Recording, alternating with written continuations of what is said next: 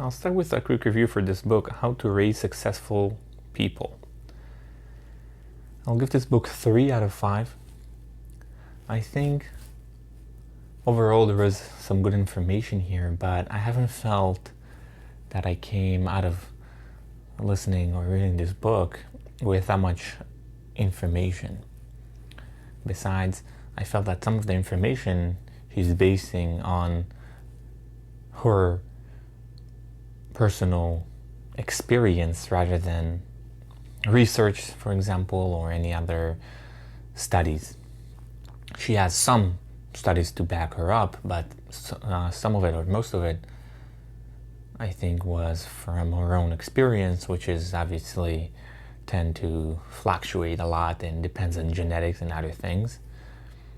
She's a teacher or a professor, I think, I forgot which one, but this does not necessarily make her an expert on the subject. So she raised a few kids, congratulations, but it did not necessarily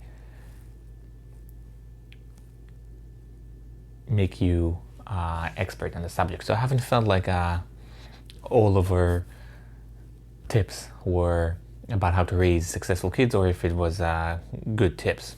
Some of them was just stories about her life, so kind of a memoir, not necessarily about how to raise successful kids, but some of it, she has some good ideas. That's why she got a 3. Let's see the notes. We are in a major trust issue. We don't trust anyone to do the right thing, and that also means for our kids. We do not trust our kids to do the right thing, and helicopter parenting is widely prevalent today. Kids are constantly looking for a trusting adult. They are looking who they can trust, and we should be the one that they trust. They're looking around who they can trust, and usually they gonna go to that person. Parents need to relax and be patient. Many times parents are anxious a little bit and they're like, something doesn't work right, but many times you just need to relax a little bit and be patient, and things often becomes better. Firstborns tend to confirm more as they don't need to compete on parents' attention. So that's the firstborns, a little more confident and tend to conform more because they don't need to compete. The second child, for example, already need to compete on attention, and what that leads to is less likely to conformity.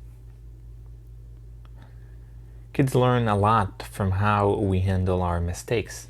They constantly watch us, and when they will learn from both good and bad, and the way we handle our mistakes is more likely to be a teaching moment, and they might do the same.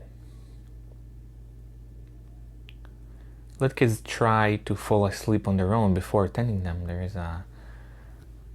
Many parents have an issue that when the kids start crying or something, they attend them right away. So her tip is to let them cry and let them do their thing before attending them. Kids should have autonomy and responsibility. We need to give them some of it because they can do many things on their own, and in today's world we're giving them less and less of that. Side note, much of the advice comes solely from her own kids.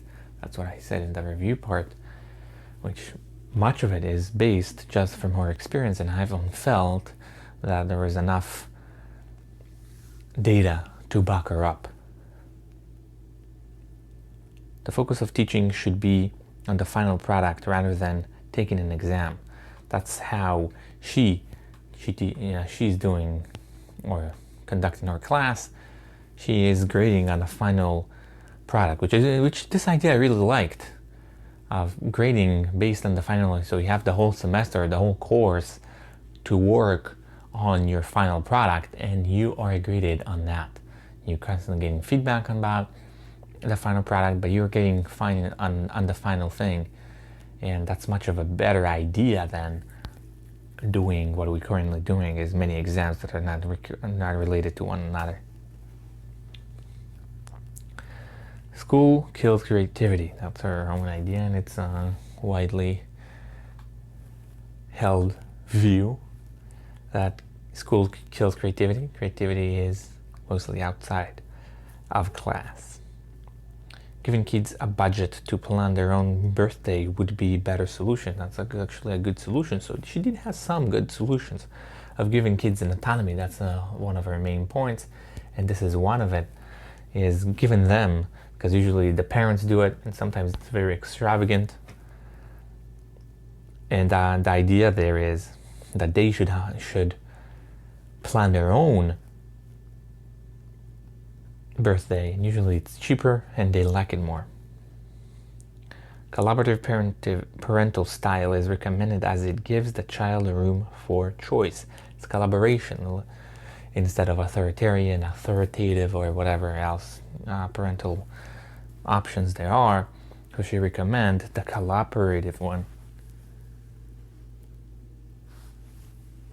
because this way is the kids actually have room for choice, so it gives them some autonomy. One of the main points of the book is to be open with kids. We should be open with them and communicate with them, not as adults exactly, but be open with them, not trying to go around them or make them do things. Kids learn from our action, not from words. They constantly watching us, and they learn from what we do, not what we say. Not only people, I guess. So, not only kids, I mean. People in general are watching our action, not our words. Side note, one of the main ideas of the book is grading on the final product rather than many times during the course, this is the idea I really liked. I found myself thinking about this as a great tool for teaching rather than the normal examinations they tend to do. So these are the notes. Again, it's some interesting ideas here, but